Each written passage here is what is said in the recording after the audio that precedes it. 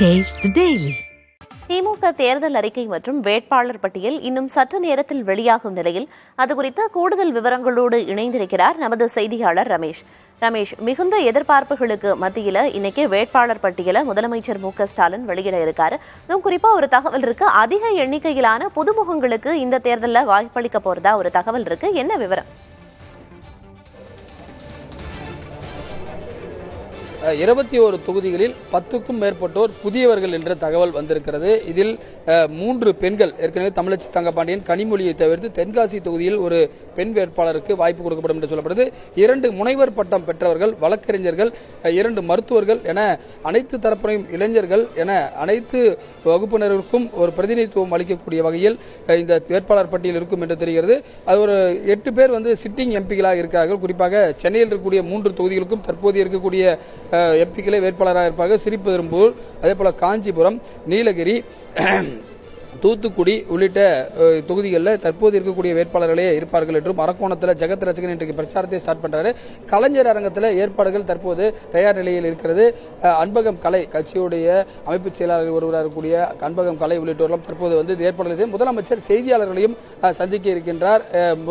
அந்த தேர்தல் அறிக்கையில் இடம்பெற்றிருக்கக்கூடிய அம்சங்கள் குறித்தும் அவர் விரிவாக பேச இருக்கின்றார். செய்தியாளர் சந்திப்புக்கும் ஏற்பாடுகள் செய்யப்பட்டிருக்கிறது. இந்த தேர்தல் அறிக்கையில் கிட்டத்தட்ட கனிமொழி தலைமையில் இருக்கக்கூடிய அந்த குழுவினர் 1 மாதத்திற்கு மேலாக பல்வேறு இடங்களில் ஆய்வு மேற்கொண்டு பல்வேறு தரப்பினருடைய கருத்துக்களையும் கேட்டறிந்து இந்த விவகாரத்தை முடிவு செய்திருக்கிறார்கள். அதிலே பாத்தீங்கன்னா மத்திய அரசை வலியுறுத்தக்கூடிய பல்வேறு திட்டங்கள் இதில் இருக்கும் என்று, ஒருவேளை மத்தியில் திமுக அந்த கூட்டணி ஆட்சிக்கு வந்தால் என்ன மாதிரியான திட்டங்களை வலியுறுத்துவோம் என்பது போன்ற அதில் இருக்கும் என்று சொல்லப்படுகிறது. மிகுந்த எதிர்பார்ப்பு ஏற்பட்டிருக்கிறது. குறிப்பாக புதிதாக திமுக பெற்றிருக்கக்கூடிய ஆரணி தொகுதியில் யார் வேட்பாளர், தேனி தொகுதியில் யார் வேட்பாளர் என்றெல்லாம் எதிர்பார்ப்பு. ஏன்னா கடந்த முறை கூட்டணியில போட்டாங்க, இந்த முறை அவர்களே நிற்பதால யாருக்கு அந்த வாய்ப்பு இருக்கும் என்ற எதிர்பார்ப்பு இருக்கின்றது. ஒட்டுமொத்த பட்டியலும் பாத்தீங்கன்னா நம்மளுக்கு கொடுத்திருக்கக்கூடிய தகவல் 10 வேட்பாளர்கள் புதிய வேட்பாளர்கள் என்று சொல்லியிருப்பதன் மூலமாக ஒரு ஆர்வம் ஏற்பட்டிருக்கிறது. தென்காசி பெண் வேட்பாளருக்கு செல்கின்ற என்ற தகவல் சற்று முன்பு கிடைத்திருக்கின்றது. இதுதான் தகவலாக இருக்கிறது. ஒட்டுமொத்த பட்டியலையும் முதலமைச்சர் வெளியிட்டு 12 மணிக்கு மாவட்ட செயலாளர் கூட்டத்தையும் காணொலி காட்சி வாயிலாக நடத்தி இந்த வேட்பாளர்களுக்கு நீங்கள் பணியாற்ற வேண்டும், இவர்களுக்கு மட்டுமல்ல கூட்டணியில் இருக்கக்கூடிய அனைத்து புதுச்சேரி உட்பட 40 வேட்பாளர்களுக்கும் நீங்கள் பணி செய்ய வேண்டும், அதற்கான வெற்றி வாய்ப்பை நீங்கள் ஏற்படுத்தி தர வேண்டும் என்றும் சொல்லியிருக்கிறார். உடனடியாகவே முதலமைச்சர் தேர்தல் பிரச்சாரத்தையும் தொடங்குகிறார். 22ஆம் தேதி இரவு திருச்சி சென்று அங்கு சிறுகனூரில் முதல் பொதுக்கூட்டத்தை போடுகிறார். 23ஆம் தேதி திருவாரூரில் பிரச்சாரத்தை தொடங்குகிறார். இதிலே யார் புதிய வேட்பாளர்கள் என நிறைய பேர் மனு கொடுத்துட்டு நேர்காணல் அட்டன் பண்ணிட்டு போயிருக்காங்க. யார் யாருக்கெல்லாம் வாய்ப்பு கிடைக்கும், தருமபுரி, சேலம் போன்ற இடத்துக்கெல்லாம் யார் வேட்பாளர்கள் என்று, குறிப்பாக பாட்டாளி மக்கள் கட்சி பாரதிய ஜனதாவோட கூட்டணி அமைத்திருக்கக்கூடிய நிலையில் அவர்கள் முக்கியமாக தருமபுரி, சேலம் போன்ற தொகுதியில் அவர்கள் எடுத்திருக்கிறார்கள். கள்ளக்குறிச்சி போன்ற தொகுதியில் அங்கு யார் வேட்பாளர் என்ற ஒரு எதிர்பார்ப்பு இருக்கிறது. தேனி தொகுதியை பல ஆண்டுகளுக்கு பிறகு திமுக நிற்கிறது. கோவை பல ஆண்டுகளுக்கு பிறகு திமுக நிற்கிறது. இதெல்லாம் எதிர்பார்ப்பு எழுந்திருக்கிறது. யார் வேட்பாளர் இருப்பால் ஆரணியை பொறுத்தவரை அந்த மாவட்ட செயலாளர் தரணிவேந்தன் இருப்பதாக சொல்லப்படுகிறது. இதற்கெல்லாம் ஒரு விடை 10 மணிக்கு தெரிந்துவிடும். பிரியா. நிச்சயமா ரமேஷ், நீங்க குறிப்பிட்ட மாதிரி இன்னும் சற்று நேரத்தில் திமுகவோட வேட்பாளர் பட்டியலை முதலமைச்சர் மு.க.ஸ்டாலின் வெளியிட இருக்காரு.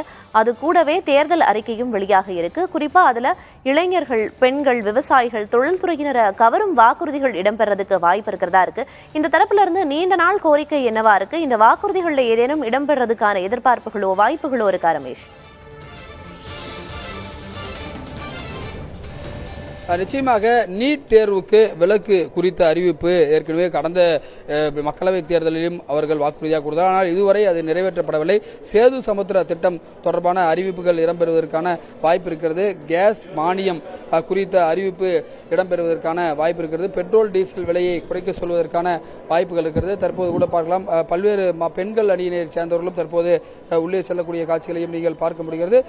பெண்கள், குறிப்பாக பெண்களுக்கு முக்கியத்துவம் கொடுக்கக்கூடிய வகையிலும் இந்த வேட்பாளர் பட்டியல் இருக்கும் என்று எதிர்பார்க்கப்படுகிறது.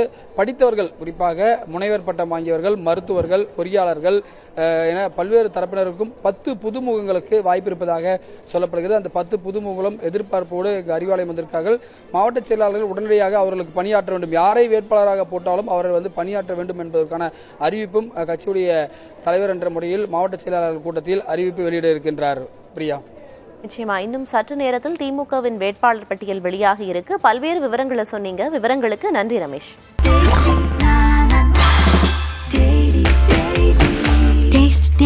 Taste the Daily.